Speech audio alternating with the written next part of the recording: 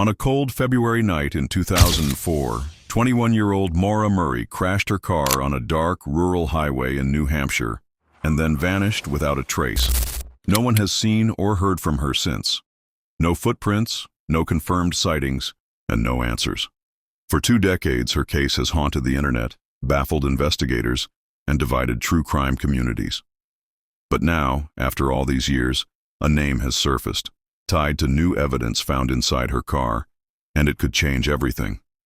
A fingerprint was found inside Maura Murray's abandoned car, and it belonged to a man no one saw coming. His name is Steffen Baldwin, a former West Point cadet who once shared classrooms with Maura before reinventing himself as an animal rescue activist. But behind the scenes, Baldwin was living a lie, later convicted on 32 felony counts including fraud, theft, and animal cruelty, and now serving over 15 years in prison. The discovery of his fingerprint inside a CD case left at the crash site has stunned investigators and reignited one of the most haunting cold cases in America. Baldwin says it's a coincidence. Others believe it's the break this case has waited 20 years for.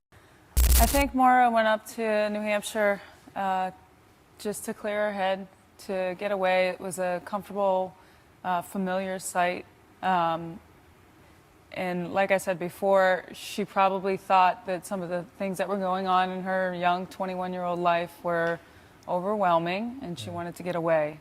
I think she had the accident, and she was vulnerable, she was cold, she was alone, and she accepted help from the wrong person. The help Maura Murray went to go find that night might have been someone she already knew. That's why now, 20 years later, investigators are zeroing in on a name that was never on the radar before: Steffen Baldwin. For years, no one suspected him. Not until a fingerprint, his fingerprint, was found inside Maura's abandoned car. But it's not just the print, it's everything else. The animal cruelty, the fraud, the manipulation. It's all starting to line up. This isn't just some troubled dog rescuer. This is a man with a pattern. And recently, in a jail call, he gets confronted by a woman about what he's done. Listen closely, because what he says might be the biggest red flag of all. This is a collect call from an incarcerated individual at Tri-County Regional Jail.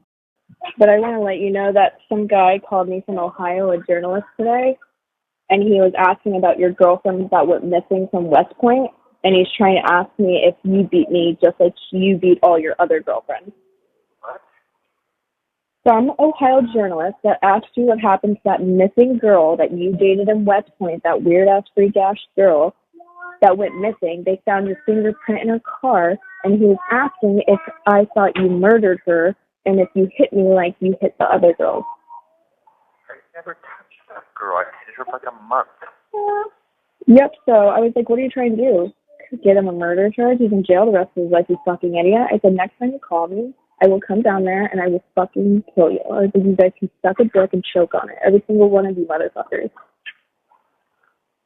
So now they're calling my cell phone and harassing me throughout the day. So you should mention that to your lawyer, because that's not legal. They can't find my number on the internet and call me throughout the day and harass me and ask me questions like, do you beat your other girlfriend? Or did you murder that random-ass weird bitch? Just block him, okay? So you need to talk to your lawyer about that, because if I get another call like that, I'm going to flip the fuck out. We can't do what? I'm going to fucking hurt somebody. You need to tell somebody about it and fix that shit, because I'm going to fucking flip my shit. Okay, I don't know anything about any of that. All I know is that one of the people who testified against me was friends with an ex-girlfriend, and she made up a bunch of lies about me. So that's great. Well, now I'm suffering from that, and now I'm even more pissed. So wasn't pissed when I was still, more pissed now. You shouldn't keep fucking girls because you're bad at fucking girls. You're bad at being in a relationship with women, so why did you even fucking try? Like now I suffer because of your ex-girlfriend? That's ridiculous.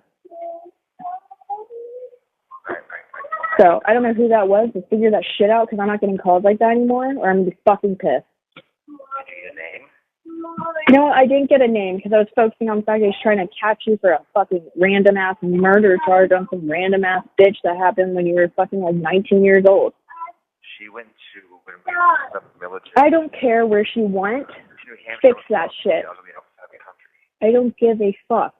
I know. And that's why I told you to pass that message on to head on the volunteer to take a lie detector test. And I was first making it for myself because, I always thought if I just was quiet and did the right thing, the right thing would come my way, and that's obviously not the case. So I didn't send him that number. I just think we should ignore them, and you should talk to your people and just see what you can do about that because it's wrong. Of course it is. So I would set that up with someone who can do more than just Eric. I don't know who that would be, but I guess I'm going to talk to a lawyer tomorrow. Yeah, a lawyer or something. Because they will know what you can do. Obviously, I don't know the laws in Ohio because those laws absolutely seem butt-fucked stupid. They are. And everyone there is also retarded and mentally not there. Sorry that you have to track any of this. Yeah, I didn't think I was going to get attacked after, but I didn't think I would ever even be found guilty in the first place. Well, as a stripper, I'm not even as mean as those fucking old women. If you have any questions, I have no problem answering them on a recorded line either. I have no problem answering any questions you have. I don't have any questions. I know who you are.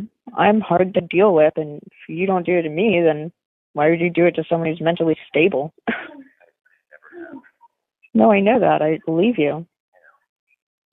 Shit, sometimes I hit myself in the face.